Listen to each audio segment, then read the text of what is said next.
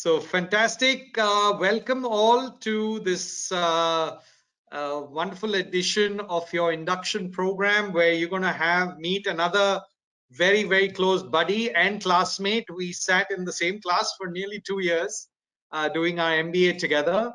None other than Virendra Dhir. He's going to tell you his story, but he had those same typical choices to make when we grew up, which was engineering, medicine, and arts. Funnily, he missed out commerce. I'm one of those commerce guys who managed to slip through the crack. But he's a rock star because he's an IITian from IIT Delhi. You all know how difficult it is to crack the IITs, so he's true gold here. We did our MBA together from 94 to 96. Both of us jumped into the financial services journey. He was in Mumbai and was focusing, of course, on the credit side of the world and started his career with CRISIL. CRISIL, if you all don't know, is the premier rating agency in India. Then he moved to ICICI in project finance, and then on to GE Capital, where he focused on credit risk and underwriting. In 2008, he moved to Singapore in the capital markets area of loan syndication, and now he's part of the Standard Chartered Bank's Asia Pacific Loans Capital Markets team. He's responsible for structured finance, project finance, aviation finance, shipping finance, loan syndication across Asia Pacific, and of course, South Asia as well. He's a big hiker. Some of the most unbelievable treks Virendra has done, but I'm very jealous. He never calls me on one. So he's got to fulfill his promise that the next time we are in India, we're going to do a trek together because that's one of my passions as well. While he's not trekking, he's playing squash. His life mantra, I'm going to let him speak through. Truly one of the rock stars of our batch. Having a portfolio of managing Asia Pacific is no small cheese. But what I love about him is his love for nature and his outdoors. Very simple guy, but packs a mean punch. Over to you, Virendra. Yeah, thanks a lot, Tarun. I will tell you the mantra of going on hikes is first, you need to have a boss to work for. In your case, you are the boss, the buck stops with you. In my case, I go to my boss and, every year I say, boss, I need a hike. And he says, go take a hike. Here I go into the mountains. So, this is what really happens. So thanks a lot, Tarun, for this opportunity. And in fact, we have been speaking before as well, and I really wanted to connect with your, I can say with your kids, because the kind of passion I see you, you are not running only a business school, but basically you're sort of really running an institution where you're trying to build character, that mindset of learning, energy, and these are the things which you really need in the real world. And Tarun, I can tell you that whatever I learned in finance, that is one part of the job which is sort of more left brain, sort of calculating and balance sheet analysis. But in the real world, we basically touch hearts. When you walk into an organization, and I'm not talking about a world where it will be artificial intelligence. I'm talking about real, normal human intelligence. Human intelligence is hard, and a lot of things which is right brain is required to survive, thrive in this world. So maybe I'll just start. I just wanted to say another thing to all the kids and students that when I speak today, the way Tarun sort of described me, I speak as a student. And so I'm just like you. What I will try to do is I'm just going to filter my 25-year journey and try to keep that interesting, try to keep that simple, no jargons, and and then happy to take any questions, and in fact also an opportunity to get your perspective, learn from you. So first is that I wish and I pray that all of you are safe, healthy. All your family members are safe and healthy.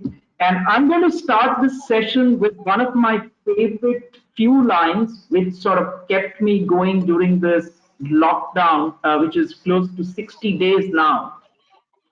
My sort of resolution on these lockdowns was that yes, physically we are locked down, but there is no lockdown of our energy. Energy is a big word which keeps us going. Like when I see Tarun, I see energy. There is no lockdown of energy. So maybe I'll just start with few lines which resonated every day with me in this 60-day lockdown in Singapore. So here are these few lines. I'm just reading that. Please feel these lines. And the people stayed home and read books and listened and exercised and made art and played games. They learned new ways of being and listened more deeply. Some danced, some meditated, and people began to think differently. And people healed. And when the dangers passed, the people joined together again, made new choices, dreamed new images, and created new ways to live and heal the earth fully as they had been healed. So this is what 60 days has happened. So my sort of request to all of you would be high on energy, on learning, read a lot, learn new things, right? So on this note,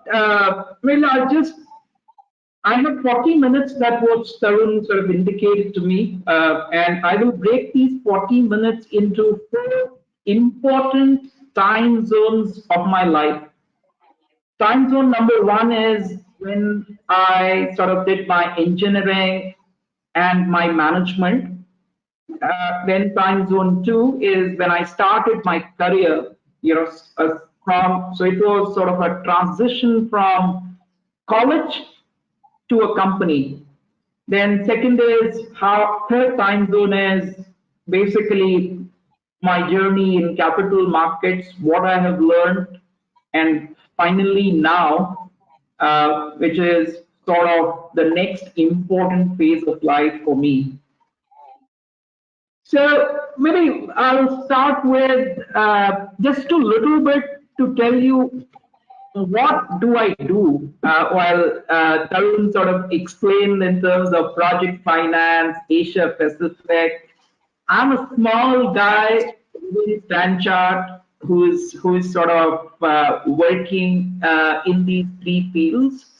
And let's say if the same question was asked by my daughter, that Papa, what do you do in office? And and she actually asked me one day that what do you do in the office? And what I sort of told her was 3 things.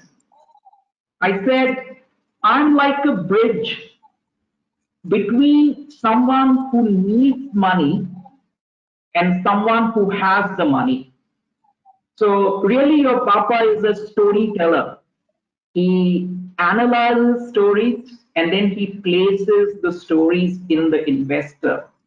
That was one thing I said, what I do. Second, I said is, I am in the business of building trust. I build trust with my clients. I build trust with my investors. I build trust with my stakeholders. So that's the second thing I do. And the last thing is I'm in the business of knowledge, capitalizing knowledge to do this act. Knowledge is, both financial knowledge as well as non-financial knowledge. So this is really what I do right now. So coming back to my college days, I still remember in IIT, we used to have this wing, and we had 14 students in the wing in the hostel, and I was number 14 in all aspects, in terms of academics, general caliber. But there was one thing which sort of always kept going, is that someday I wanted to be 13, other day I wanted to be 12, then 11. So this is one of the lessons. Like in IIT, I tried to study fine, but real lessons were that in our ecosystem, everybody, each one of us, each one of you who's there on this has a spark inside. Okay, so what really kept me going was that never let that spark go away. Keep that spark live. Learn from others and basically grow every day. In fact, somebody rightly said that every night when I go to the bed, I want to go with that gratitude that I am a better person versus the morning. There has to be a delta, which has to happen. Delta is in respect of learning, giving, everything. So this is really what my IIT taught me, which is excellence, gold standard of life. You can be a peon, you can be a taxi guy, you can be a CEO, you can be an Asia head, but excellence, strive for excellence. And that excellence is not external, that excellence is internal. Life is all about sort of inner scorecards, as Warren Buffett says, that live life basis inner scorecards, no external scorecards. But inner scorecards are all about excellence. So that's what my learning in the first phase was. Then I came to a management school. Big transition for me. I still remember my first day induction in SP Jain. And I'm making a honest submission in front of Tarun that I was very scared to speak to Tarun then, because you come from an institution, and you come into an MBA school and you see people speaking fluent English, and all of a sudden, very honest submission again, the male to female ratio changes when you come from an engineering college to a MBA college. So all these things were happening in my mind, and then you had a very, very solid finance guy. Tarun will remember his name. His name is Neeraj. Like, he was the stud of capital markets. Like, that time in '96, there was this whole Badla and all. I joined finance. I had no idea what is Sensex. I had no idea what is earnings per share. And basically that's when, and probably Tarun can vouch for it, that's when I decided I'm not going to repeat the way I studied in IIT. My whole thing changed from marks to learning. So every day it was just learning from Tarun, learning from Neeraj, see the best in everyone and learn from them. And basically the idea was that when you step into the real world, you should just make knowledge as your springboard.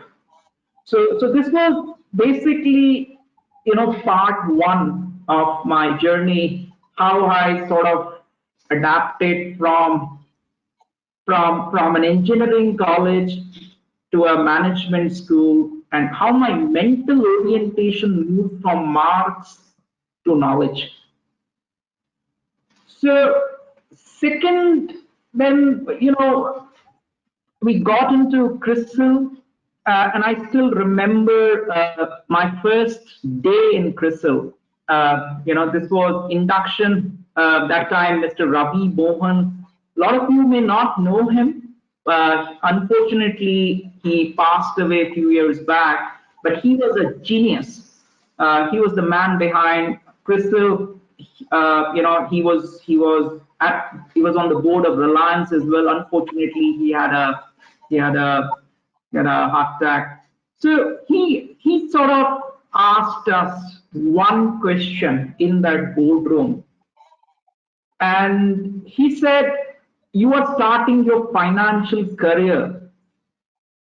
If I ask you, who would you bet on? Like in life, who would you bet on?" And like everybody that time had heroes, right? So everybody's sort of, or you had someone in your batch, you said, "I will bet on." If that question was asked, I would have bet on so many people, because I always see strengths outside, but there are strengths inside. And that is what Ravi Mohan sort of said, that there is only one person you can bet on, which is you. So that was a big lesson which always remained with me, that, and this resonates so well again with what Warren Buffett does. Warren Buffett is in the business of betting on people. He bets on people. And actually, somebody asked him, "What are the three qualities you look when you bet on a person?" And bet on a person means the guy who's going to run his business. And basically, he said, it's first is intelligence, second is energy, and third, he said, actually, number three is number one, which is integrity. So this was really a lesson which Ravi Mohan sort of taught me, that, and in fact, this is the real heart of a rating analyst. As a rating analyst, you are in the business of analyzing management, which is integrity. You're in the business of analyzing competence of the management and cash flows of that business. That's really, energy and finally intelligence. So big thing which sort of left with me was, in life, like a rating analyst, you bet on companies, you analyze companies. Similarly, you have to bet on people. And the best guy you can bet on is you.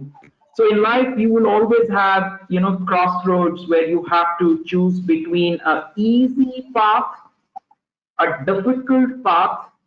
In some cases, like Tarun, you have to create a path.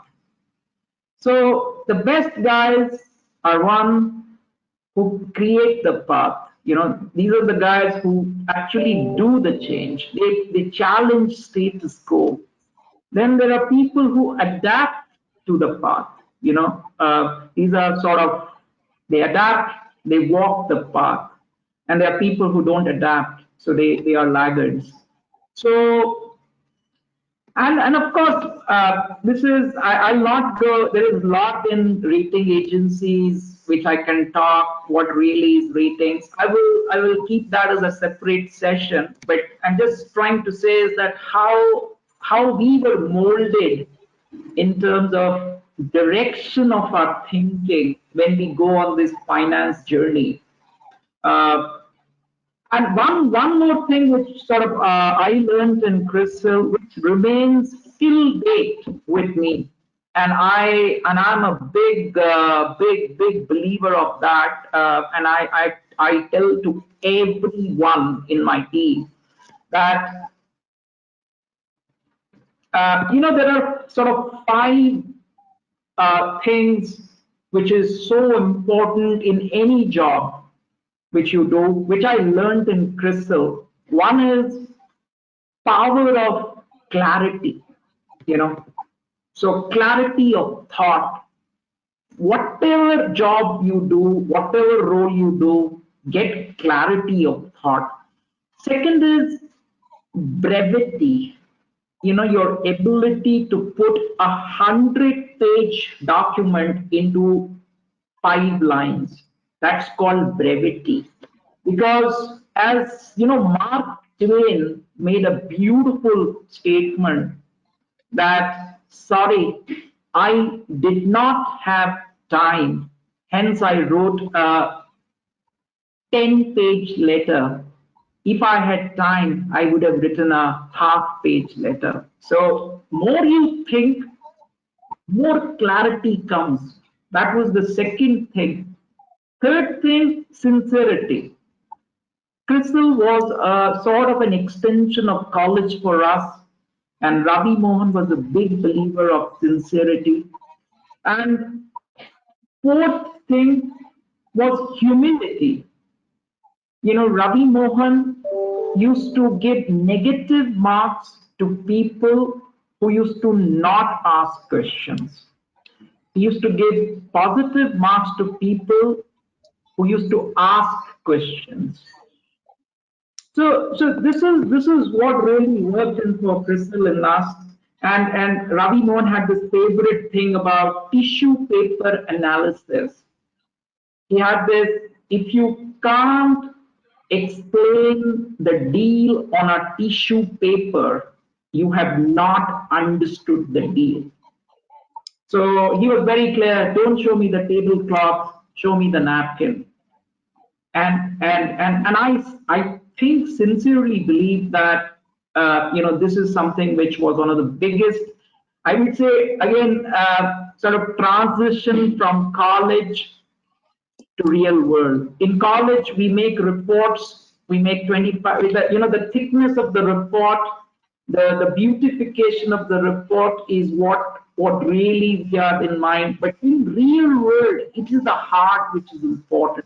So I would say that big takeaway, and maybe I will share this. It's not prescriptive, but try to get clarity, try to get brevity, try to get sincerity, in your work. It will happen. It's not rocket science. So from Crystal, basically I learned, analyzing credit risk. And then there was a big leap. I finally got an opportunity to get into my favorite organization that time was ICICI Limited, because I always wanted to project finance. And actually that time, one of my bosses sort of taught me the biggest lesson. And you have to be really lucky to have a boss who is not led by title, but who is led by how can I make myself dispensable. So, I was lucky to have such mentors and bosses who wanted me to grow. So always become a boss like that whenever you go into the organization, and these are the real champions and leaders who actually lead companies. So a lot of time, we have this feeling of indispensable. I'm indispensable. But the real champions make them dispensable. Big lesson for me in ICICI. So my boss asked me. He asked a very simple question: that have you learned compounding in finance? I said, yes, we have learned compounding. When you have a future cash flow, you discount the future cash flow at the compounded rate, you get the present value of the cash flows. He said, compounding is the biggest principle of life, because then he asked me, you have two choices. Improve 1% every day. At the end of the day, tell me, where will you be? I did some maths and I told them, well, 365%, maybe 400%. He said, absolutely wrong. You will be 3,700% if you do 1% improvement every day. So in life, it is not about becoming 100% every day. It is becoming 1% every day. And this is in various facts of life. And then he said, let me say, if you reverse it, if you deplete 1% every day, where will you be? Again, I did some maths and I sort of came maybe minus. He said, again, wrong.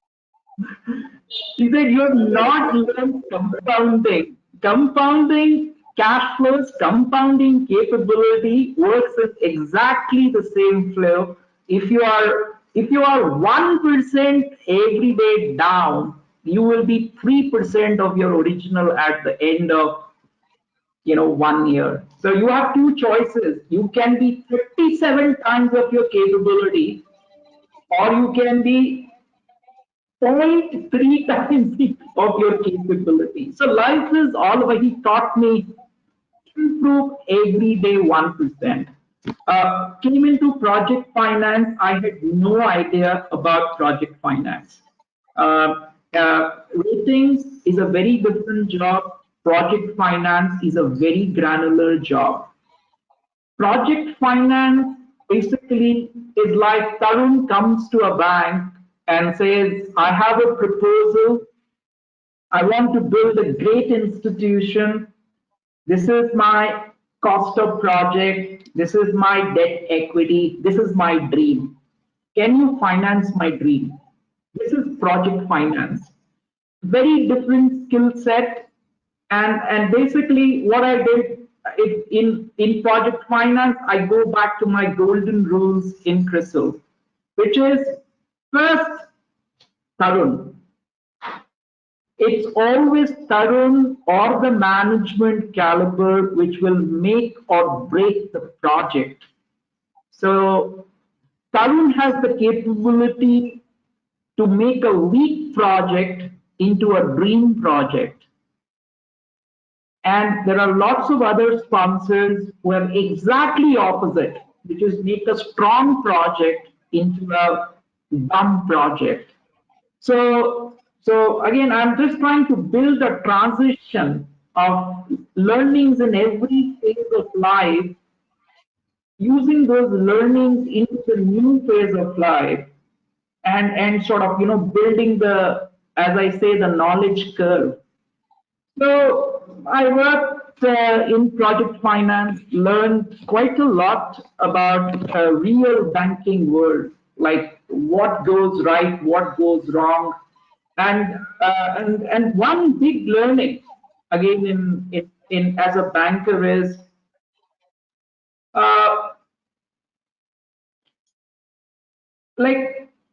you will always have a choice to stand up and say, I don't agree with you.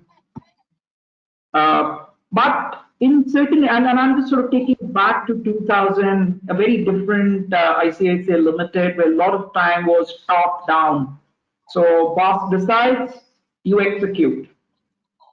But again, I would say I was lucky to have a boss who basically said, there is no title in my team. If you have a view, stand up. If you don't have a, if you have a view, if you don't stand up, I don't need you. You're out of my team. I don't want yes boys or girls in my team. I want people who challenge. each other so that they get the best decision. Because project finance or as a banker, we are in the business of taking risk. And the best decision on risk is always happens when you have an environment which is free of challenging each other. That's when you take the best decisions. So that is really what my journey in ICICI was.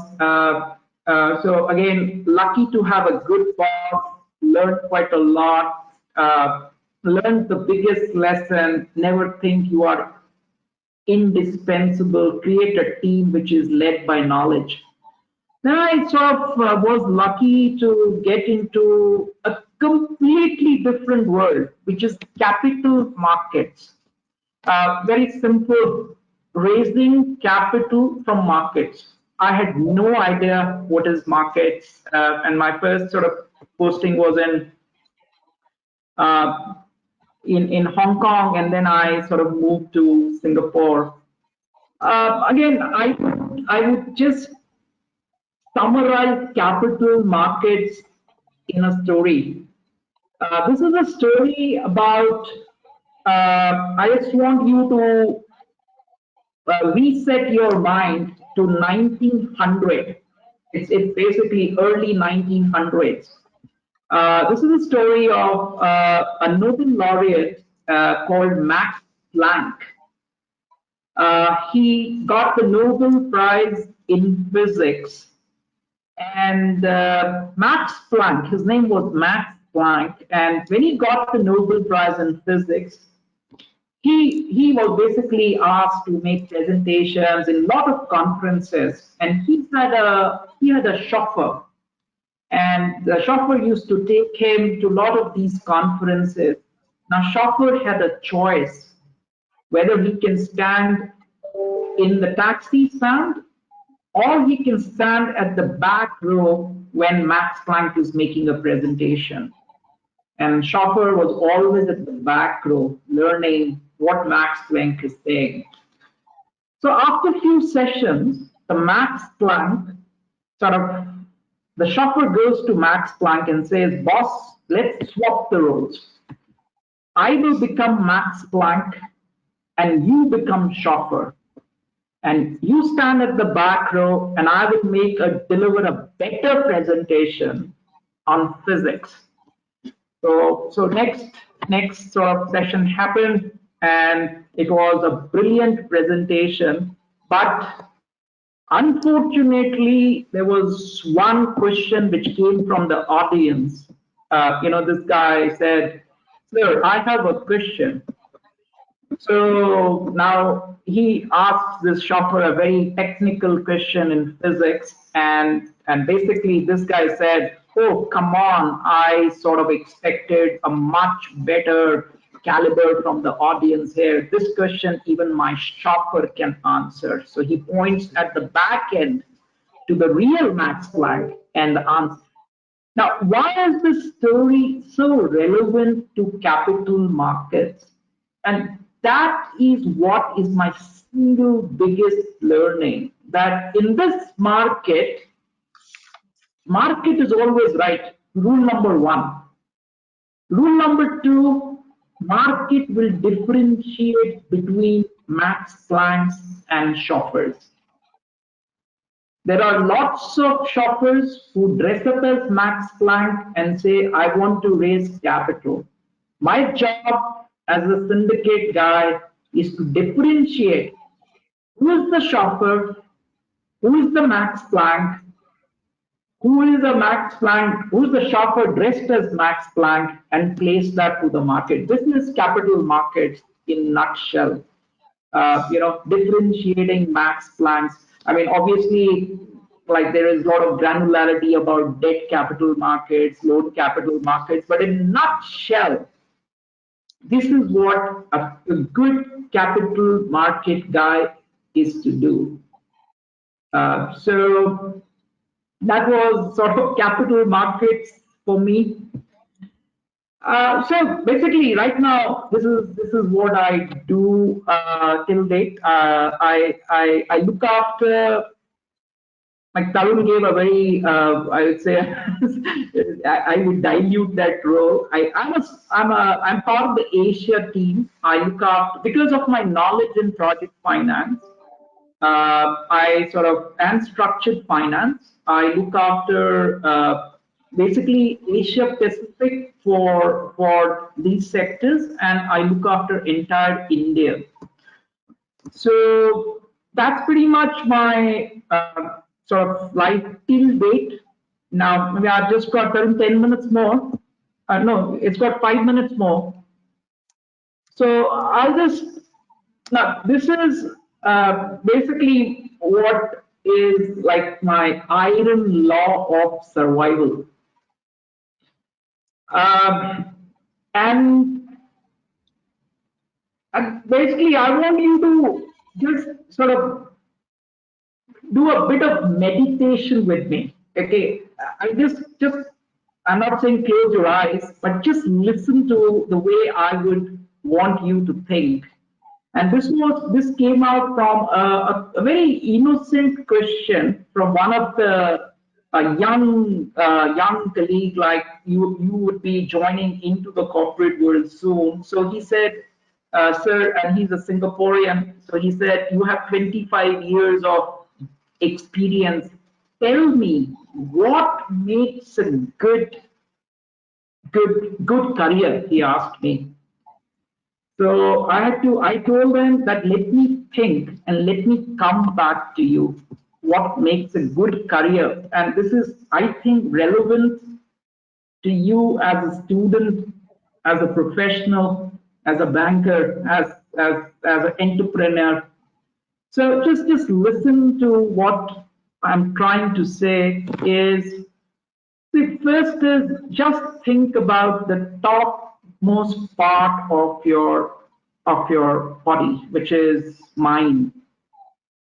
So the first most important thing is have a balanced thinking, simple head.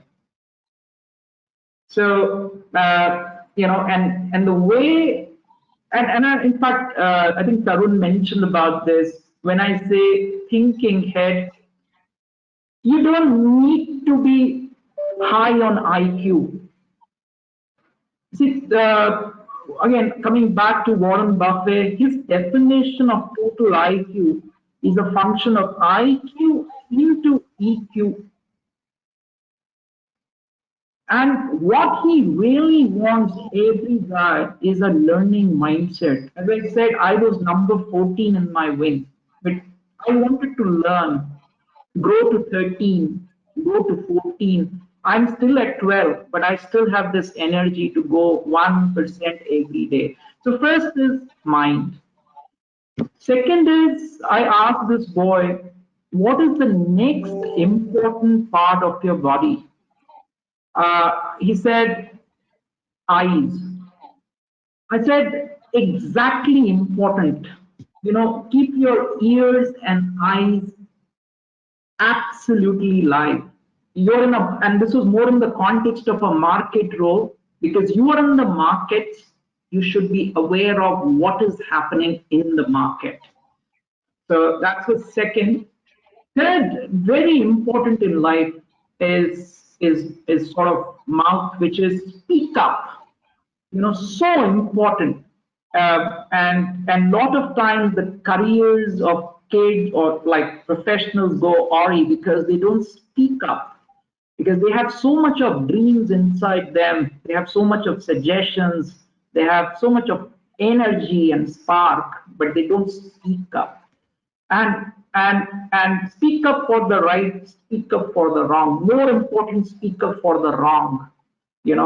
And so that's very important. If there are professionals who speak up, then you will not have problems like Volkswagen. You will not have problems like Reliance Group. You will not have problems like Divan Housing, because everybody in the ecosystem knows something is going wrong, but they don't speak up. So that is very important in life. Speak up. Okay, and create a, when you become business leaders, create that culture of speaking up, speak up for the right thing. Then I said, okay, fine, now focus on your hands. Okay, this is very important. Learn, like Hindi mein, I will say, like my father taught me, apne haath kale karo. So, life is all about nuts and bolts.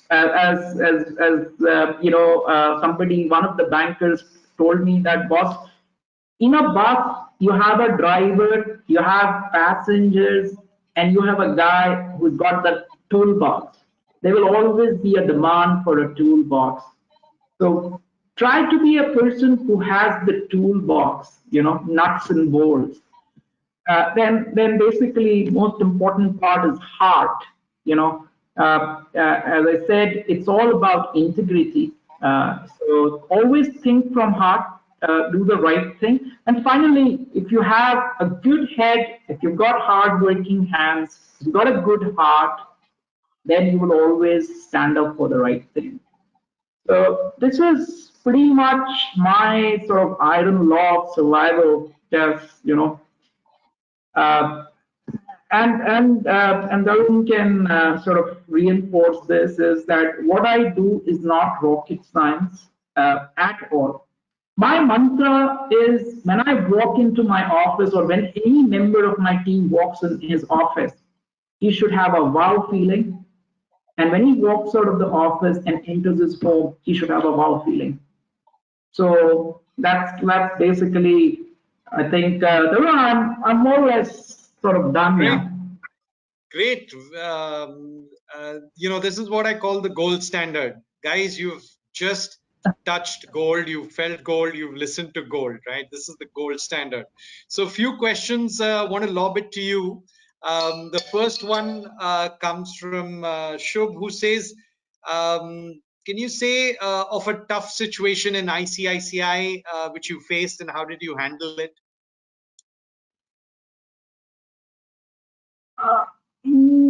Okay, let me think about it. Yeah, I think it's a pretty good question.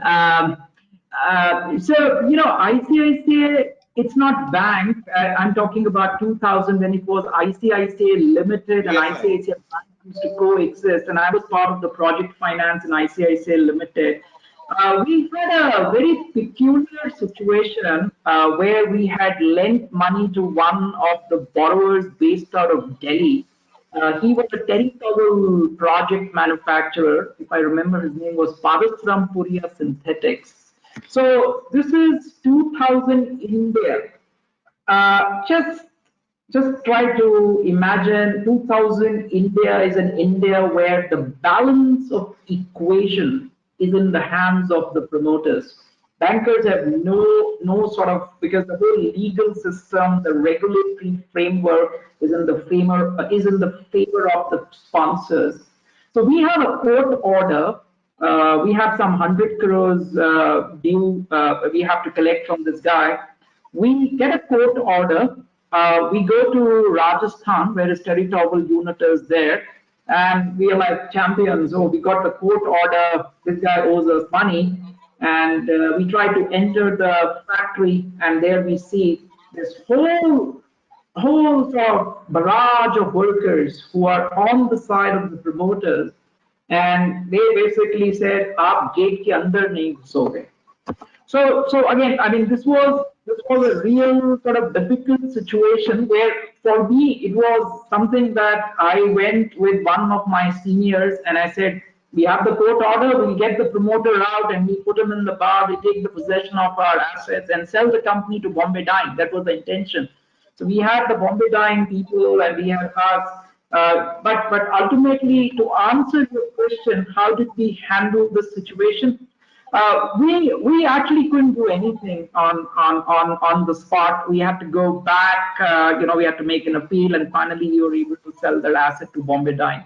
So that was, I think, one of the difficult situations where I learned that this is the reality. I mean, you can be a banker. That's another big lesson I learned, that if you give someone 1 crore, it's his problem. If you give someone 100 crores, it's your problem. So Great. I answered that. Great. Siddhartha wants to know, if you lose your spark, how can you rebuild it? Let's say you have a difficult time, you get a tragedy or a serious failure. How do you build back your spark?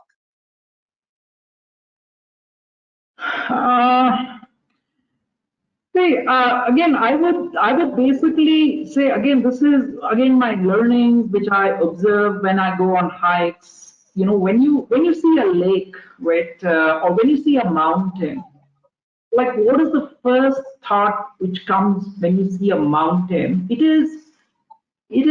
is sort of always aspiring to touch the sky, but it's very grounded. Similarly, a lake, you see a lake is very still, but when there is a ripple, and if you go down, there is stillness. Ripples are always on the surface. Similarly, there is a strong, let's say, a snowstorm. It can have an impact on the mountains and the trees and the soil, but the mountain will still remain grounded. So I would say it's a tough situation. I also try to learn. Uh, there are obviously the message I'm trying to say is make your core very solid. Keep it very, very solid so that you can withstand the ripples which happen. And again, this is not a recommendation and prescription, but if you can spend 10, 15 minutes to heal your core, like you can do some meditation or just thinking, do anything which sort of is your time, give yourself time. That is Great. what I would. Great. Vineet would like to know, can you tell them something interesting yet most challenging about your job? Right now, right now, what is really happening is it's three time zones I'm operating on. There is a pre-COVID time zone.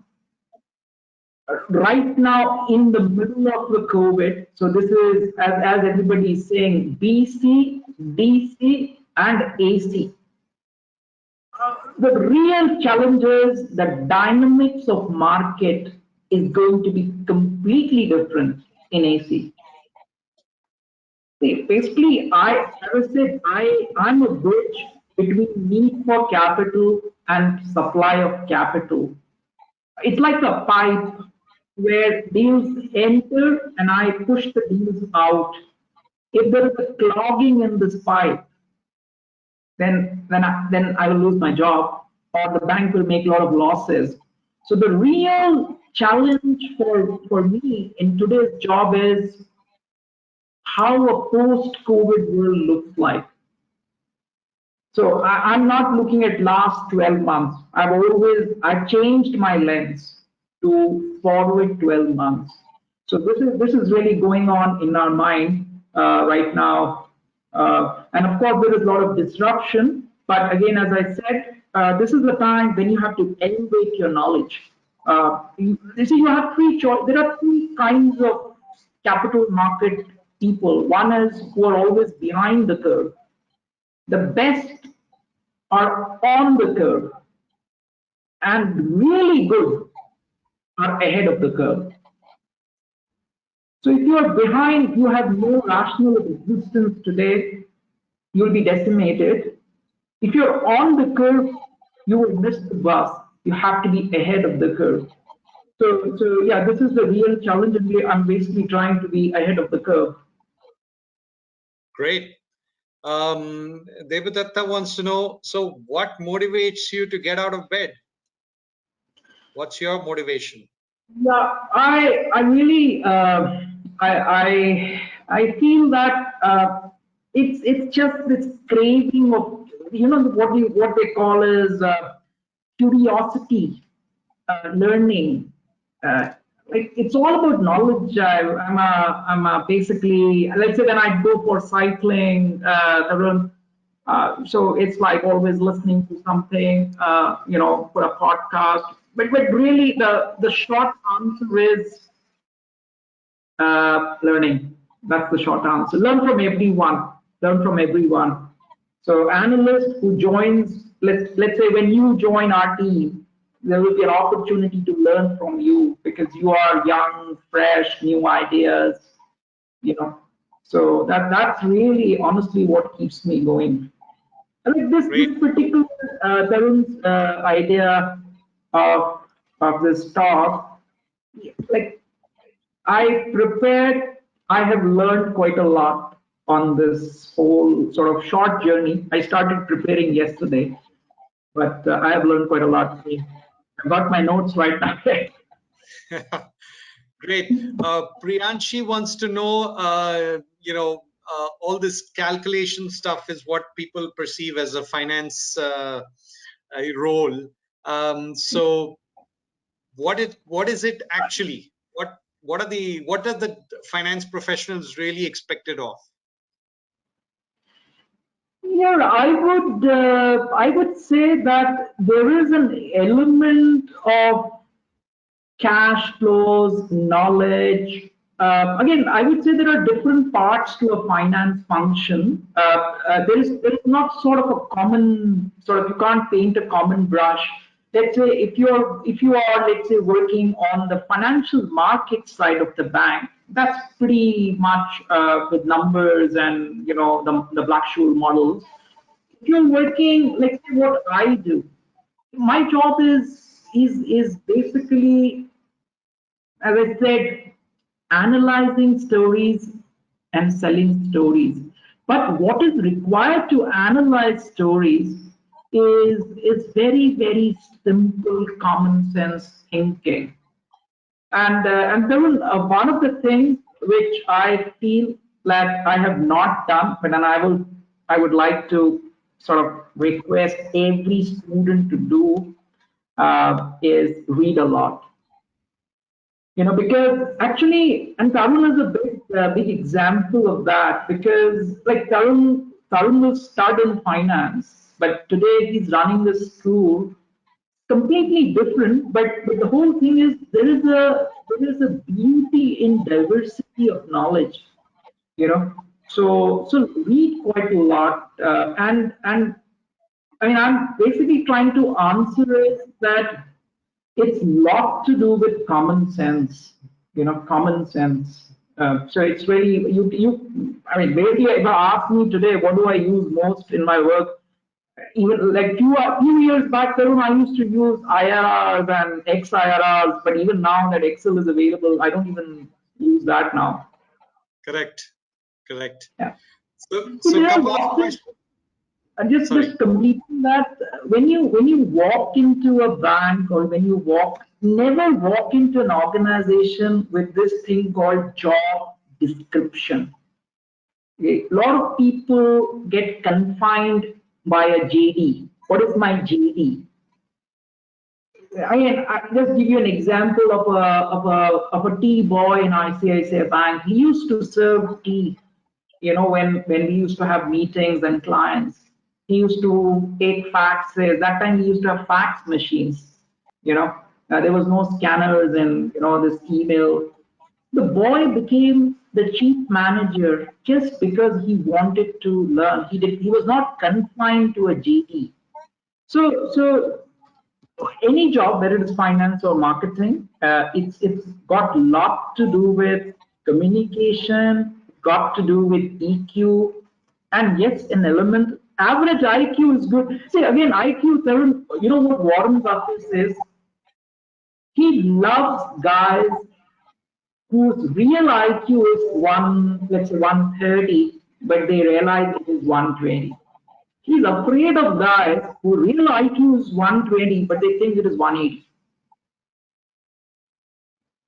Correct. So don't worry too much about numbers. Worry about knowledge. Read quite a lot. Yeah, that's Great. pretty much. So several questions have come in. I don't know how you placed on time, but just a few I'm going to throw at you. Three, Yeah. four are around the, from engineer, from IIT to get into management. and then possibly what was the thought, what was the inspiration, who inspired, motivated you to do that shift? Now you're making me emotional because I mean this is a very very emotional subject for me because see I come from a background where there was no concept of education. Uh, when I say concept again, you have to sort of go back into the 70s, how India was in terms of opportunity. We were from a small town that time in Dehradun. And general joint family, it was all about workshop, so my destination was at 10th, you have a choice. If you clear 10th, you move ahead, otherwise you go to the workshop. So that really the journey was, first is a big decision which really my mother took when I was going to class 1, in the sense that she sort of challenged status quo and said, this is not the course my son will take. He will clear 10th, he will go to, that time medical or engineering. So the first sort of stepping stone was that. And then I would say the big factor was luck, Tarun. So it was a combination of effort, very good friends, very motivated friends, and just sort of went into IIT, and then from IIT again, there was no real sort of, I would say, inspiration, but it was sort of everybody was doing, so went into MBA. But I would basically, as I was saying, that my biggest lesson in my MBA was that learn, like when you prepare for don't prepare for exams. Exam marks is a byproduct of your knowledge. A lot of people get great marks, but their knowledge quotient is very low. So if you love a subject, read quite a lot about it. So, and I would say, like in tips and tricks, like Tarun, like in MBA, Tarun was an inspiration. Neeraj was an inspiration. Everybody had a delta over me, and I was just trying to sort of put these deltas together to get 1% a day. That is really the answer, Tarun, honestly. Great. So actually, someone wants you to explain the same 1% to 3,700. Can you reiterate? That's, I think, the sense of this is that if they can get that, they are sorted. It is like this, if you put, like when you do compounding, right? So it's 1% per day. So if you do 1.01 to the power of 365, you get a number which is close to 37 times.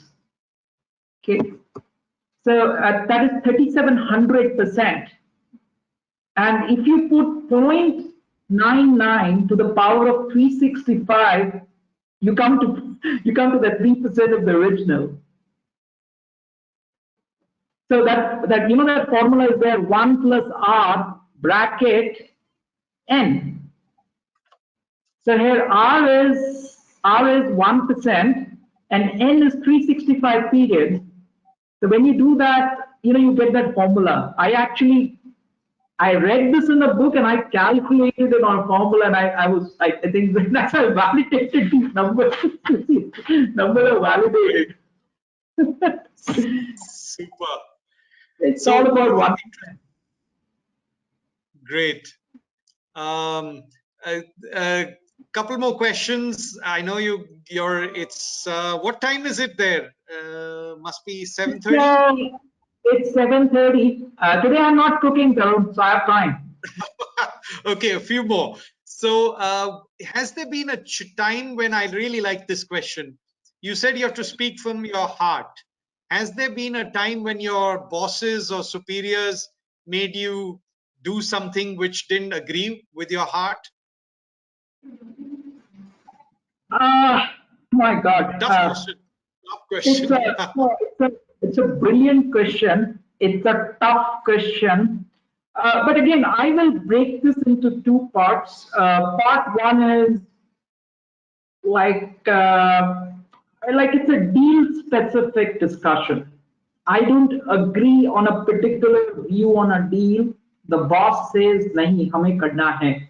So it's a very simple decision. Boss aap bol rahe ho kar denge. Not a problem. But the fair thing is you need a boss who's willing to listen to you.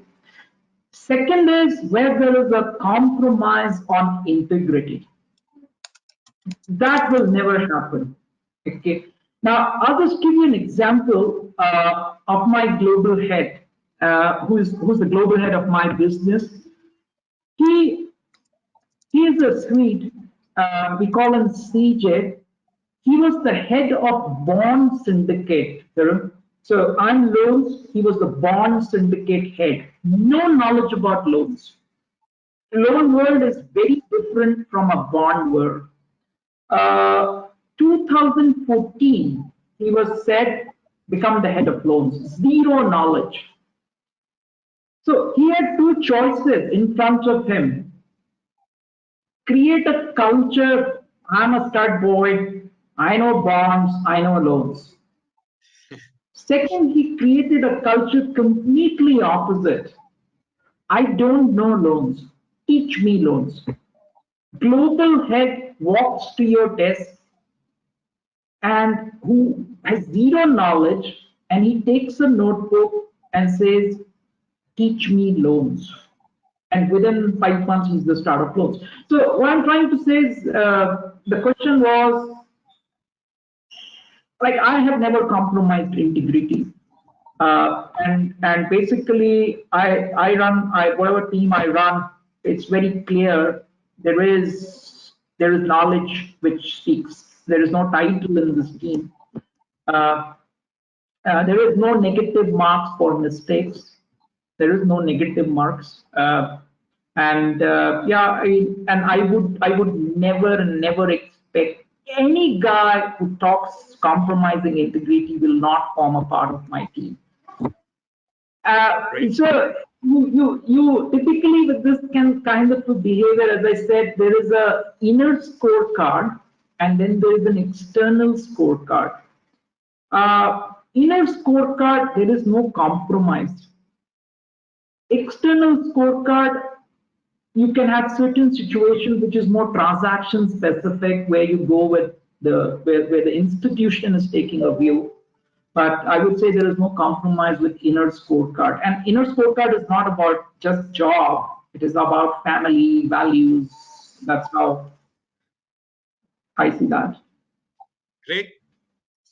And that's the moral compass. As I said, this is gold standard, guys. You don't get it better than this. So yeah, it's like, Tarun, I would say, like, you and I would resonate on this, is like when you look into the eyes of your kid, right? You can be 100% sure that what you are telling her to be or him to be is because you are internally, So that's the key thing, and a lot of kids are there on this call. They would have learned the same lessons from their parents.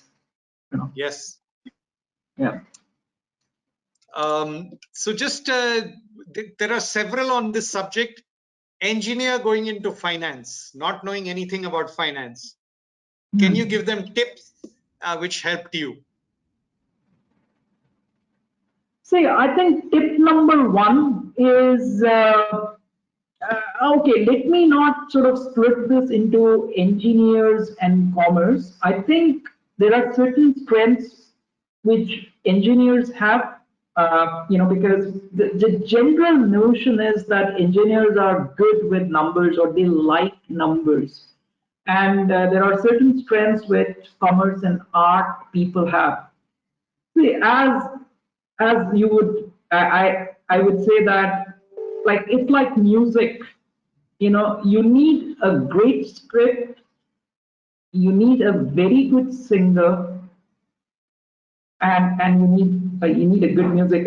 Like, that is what makes a great song. So don't get like too much about that I need to be an engineer, I cannot be a finance guy. Everybody has these pockets of strength. Just leverage this, and you would have read about this Damodaran.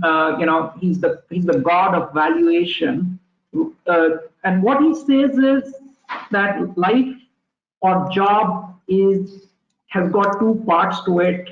It has to be a great story. For any great story, you need both data and you need narrative.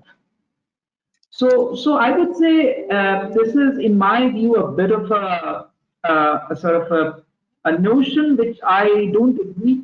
It's a personal choice, and numbers are not what. Only numbers is not finance. I would say I didn't like, for example, like when I was studying, I used to love finance. So just love what you are doing.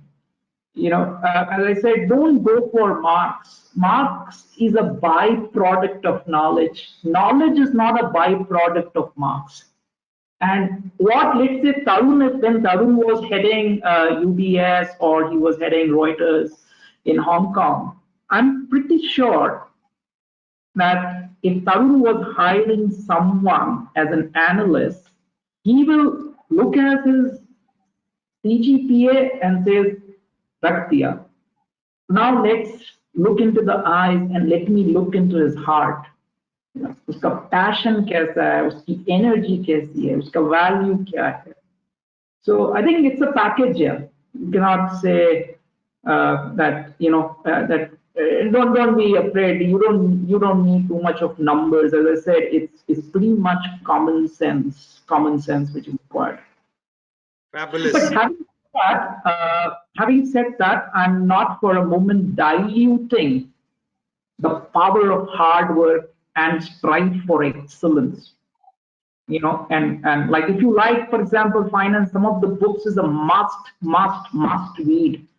Like, for example, and Tarun will know this, that time we used to have 2-3 copies in our library about security analysis by Ben Graham. It's a must read, so it's sort of, get sort of the whole story gets into your veins.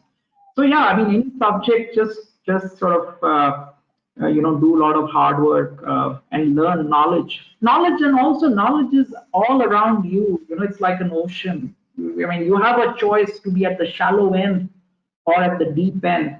And basically, some of you who love diving, you know that the best, most beautiful part is when you do a deep dive into anything. So that's what I would say. Great.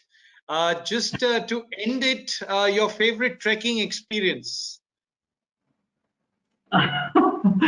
Same as yours, which you did. The first one always is the favorite, Everest Base Camp. Right. Yeah. Awesome. So, that whole trekking thing is so much in this 1%. When you are at, let's say 4,000 meters, which is close to 13,000 feet, the air is really thin, right? Yeah. And then 1% is one step, right? So you take one step at a time. Slowly, you sort of move to the top, and as someone says, the best views are always after the tough climb. Great. So yeah, Everest Base Camp was definitely the best. Fabulous to end at the top of the world, Everest. So fantastic. Thank you very, very much. Amazing comments from the students. Thank you for inspiring us. Great session. Thank you for the knowledgeable session. Great. Thank you. Great session. So the students have summed it up better than I could. Thanks, Virendra. Really appreciate this. I have learned a lot. I have been taking notes. You are a rock star. And no, I have to say something about Tarun, which I had kept, that Tarun is sort of like, I talked about intelligence, energy, integrity. Tarun is a 3C, which is, I would say, character, very important. Tarun is commitment, very, very important. And I think Tarun is curiosity. So if you have these three C's, which makes you the biggest C, which is champion. So 3C equal to C. It's Tarun. Everybody of you, just you are real champions, And my honest wishes to all of you. I, and you are in a great institution, see, each one of you is beyond the name of your college, is beyond the degree, is beyond the title. Every one of you is blessed with a spark. Just oil that spark with positivity, hard work, and as they say, uh, I'm forgetting the word, that there is some power which is guiding you, which is guiding you. You don't realize, but there is some power which is guiding you. Just be on the path. You will reach the top. Great. Okay, Tarun. Thanks a Great. lot. Yeah, very much. Thank you. Thank you. Take care of Bye-bye. yourself. Be You safe. too. Cheers, Stay guys. safe. Bye bye. Bye. Thank you very much. Bye.